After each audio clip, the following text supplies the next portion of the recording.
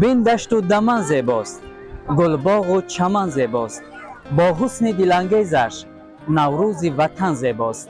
نوروز مبارک باد، نوروز مبارک باد.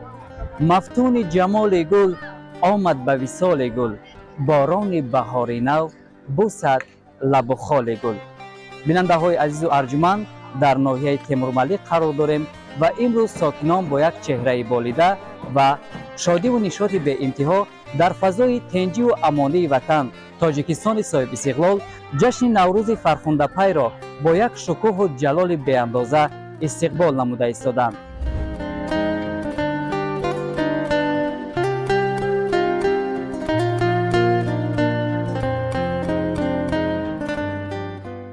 نوروز جشن بزرگ ملی ما تاجیکان و آغاز سال نو اجدادی است که به پیشواز فرارسی آن طبیعت و تمام موجودات عالم احیا می شود و در جان و روح انسان ها امید به زندگی دوباره احیا می گردد. جشن نوروز ایام گزارش به فصل نو زندگی، پیروزی گرمی بر سردی، جشن روشنی بر نور، دوستی و محبت، شادی و خرسندی همگان بوده. ساکنان ناحیه تیمورملک ولایت ختلان از صبح بر وقت با طبع خوش و بالیده و سر و لباس ایدانه به سوی جشنگاه ناحیه شتاب می‌کردند.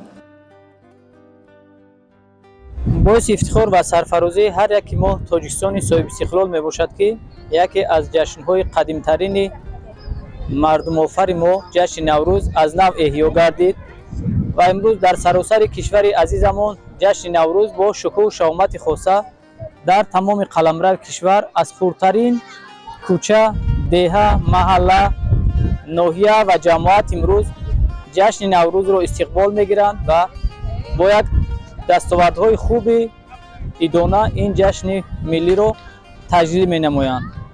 در ناحیه تیمورملک نیز در قطار دیگر شهر و نواحی کشور عزیزمان چوربینی‌های ایدانه به افتخار جشن بین المللی نوروز تجلیل کرده می شود.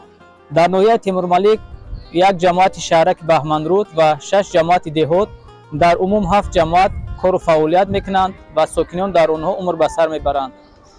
از خردترین دهه امروز تا مرکز ناحیه تمام ساکنان دست به کارهای آبادانی زدند.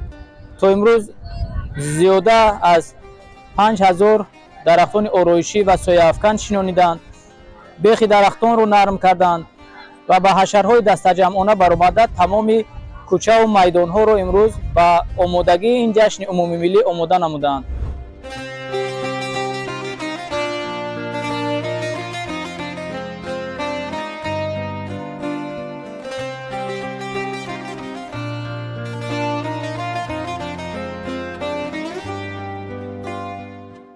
ساکنان شرفمند و سربلند ناحیه تیمورملک با شکرگزاری از صاحب استقلالی وطن، وحدت ملی، روند باثبات کارهای بنیادکاری و سازندگی، دستاوردهای ارزنده، گرامیداشت سنت‌های نیک اجدادی و ارجگذاری به میراث پرقناوت فرهنگ ملی، جشن نوروز فرخنده را در سطح بلند استقبال گرفتند. نوروز رسیدنت مبارک باشد، خوش روز رسیدنت مبارک باشد. با آمدن فصل بهاران دیگر هر روز رسیدنت مبارک باشد.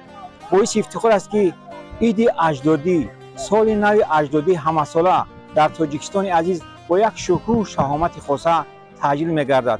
خاصه بعد مقام بین‌المللی گرفتن این عید بزرگ نیاگان در تاجیکستان و در سایر کشورهایی که عید بین‌المللی نوروز تجلیل می‌گردد، این عید را مردم با یک شکوه و شهامت خاصه استقبال می‌نمایند. بیا نوروز زیباتر گردان وطن بهشت آسای ما را.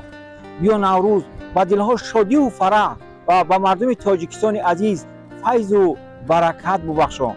باعث افتخار است که مردم سربلند ناحیه تیمورملک این جشن فرخنده را، این عید نیاگان را با یک شکوه و شهامت، با یک دستاوردهای شایان مهنتی در روحیه وطنسازی و آبادکاری میهن تجلیل نموده ایستادند. عید بین المللی نوروز را با کل همدیاران شادباش گفته و خاندان هر یک آنها سعادت روزگار را تمنا داریم. خوش آمدی عید بین المللی نوروز. جشن نوروز یکی از جشن‌های قدیمی ملی مردم تاجیک بوده. امروز با دستگیری‌های پیشوای ملت یعنی مقام بین المللی را به خود کسب کرد و امروز نوروز را نه تنها در تاجیکستان بلکه بیرون از آن و در تمام ممالک دور و نزدیک همچون یک جشن رسمی جشن میگیرند. و این نوروز خب جشنی هست که با یگان دین و ملت ارتباطی ندارد، جشن صرف ملی است و پایه‌هاش هم از میان مردم تمدن آفر فارس و تاجیک آمده است که امروز مردم با دوستی و رفاقت، با پاکیزگی، با دوری جستن از هر گونه تهمت، با همسایه‌داری، یعنی در نوروز هم خیلی اندیشه ها هست بین مردم که باید که آنهایی که با همسایه قهریان باید رفته آشتی کنند، یعنی یکدیگر فهمی و نسبت یکدیگر کینه و بخل از در نوروزها باید از دل بیرون کرد. در این تدبیر ایدانه به مناسبت جشن نوروز محصول زحمت دهقانان جماعت‌های دهات، دستاوردهای علمی و ایجادی، هنرهای مردمی و ورزشی، اینچنین دستاوردهای تشکیلات و مؤسسه و کارگاه و کارخانه‌های صنعتی ناحیه به نمایش گذاشته شدند. امروز در ناحیه تیمورملک جشن نوروز عالم‌افروز، نوروز بین المللی با یک شکوه و شهامت خاصه تجلیل گردیده ایستاده است که در نمایشگاه ما باشد زنان و بانوان، هنرمندان از خرد تا بزرگ ناحیه با یک آمادگی جدی شرکت ورزیده ایستاده است که خرسندی آنها را حد و کنار نیست. یکی از سنت‌های نوروز عجب این آراستن دسترخوان 7 سین و 7 شین و این چنین سمنک می باشد که در اینجا بانوان طرز آماده نمودن آن را پیشکش تماشابینان گردانیده ایستادند. ملتم دیگه این باشه. ما شوهرم ارمنیا وردگیه. این اومدیم نصیبه ما بوده. مثال همینجا تاجیکستان و وطن کده گشتیم. شکرانه مثال پریزیدنت خودمونه مملکت ما را تیمیج کرد، آرام کرد. مثال زنای تاجیکای همسایه خودمون مثال همی توی میروند، سندی میروند، همی وقتی من میخیزم میرم. این هنرهای مردم ای همسایمون ای خشمان آموختم. من تاجیکستان نقض میبینم اکی او همش تقدیر نصیبه در بچم. چند سال شد در تاجیکستان زندگی میکنید؟ 48 سال شد. مثال دوست میدارم تاجیکستان. باعث افتخار ما ساکنان دیار است که در زمان صاحب استقلالی تاجیکستان در زمینه سیاست خردمندانه و فرهنگ پرورانه پیشوای ملت پرزیدنت جمهوری تاجیکستان محترم امام علی رحمان نوروز مقام جهانی را کسب نموده در عرصه بین المللی همچون عید بهار و زیبایی، وحدت و بهمایی، دوستی و رفاقت تجلیل کرده می شود. نکته نماند ناحیه تیمورملک خود از قدیم الایام و ورزش مشغول است. در ناحیه تیمورملک نیز امروز 4 مؤسسه مکتب‌های ورزشی کار و فعالیت می‌کند و از روی 11 نمود و شاگردان مشق و تمرین می‌دهند. در ناحیه تیمورملک جوانان، نورسان و عموما ساکنان رو به ورزش آورده همگی به ورزش مشغولند و در ناحیه مسابقه‌های خرد و کلان فوتبال، مسابقه‌های گوشتینگیری، وزن برداری، تنیس روی میز، ششکه شاهمات منتظم دایر می‌گردد و با این وسیله ما می‌توانیم این جشن اجدادی رو در یک روحیه بلند افتخار از ملی تجلیل نموده باشیم. یکی از سنت‌های نوروزی گویم این بخشیده به همین جشن بزرگ گذراندن مسابقه‌های ورزشی است و ناحیه تیمورملک هم در این بخش بسیار فعال بود. جوانان ما علاقه تا امروز بعض جماعت‌های دهات گوشتینو برگزار کردند و خیلی که حاضر می‌بینید من نمایش‌های ورزشگران دستاوردهاشون هم در اینجا هست و ورزشگران بسیار در همین فصل بهار و نوروز بسیار شوقشون زیادتر شده با ورزش بسیارتر رو آوردیان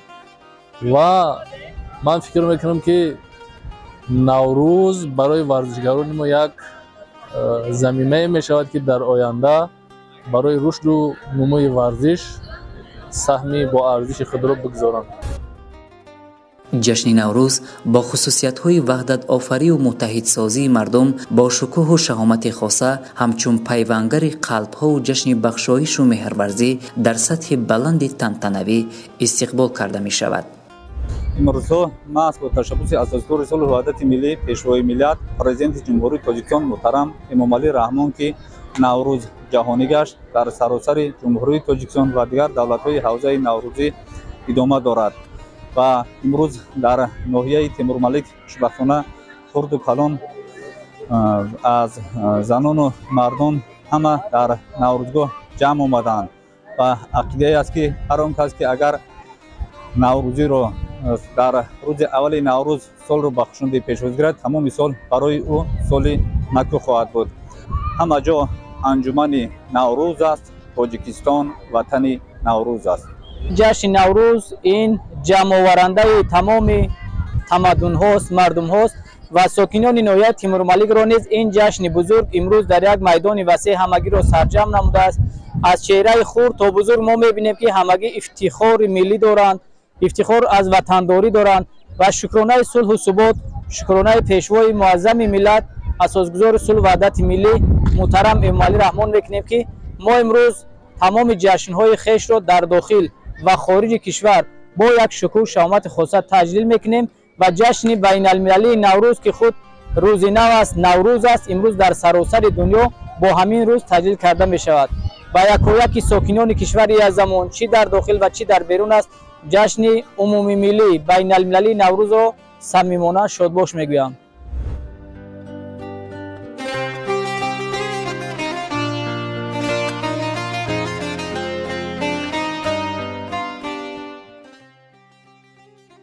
баъди соҳиб истиқлол гардидани тоҷикистон наврӯз бо тамоми шукӯҳу ҷалолаш эҳё гашта ба ҷашни асосии миллии тоҷикон табдил ёфт ва дар саросари ҷумҳурӣ ва берун аз он бо шукӯҳу шаҳомати хоса таҷлил карда мешавад.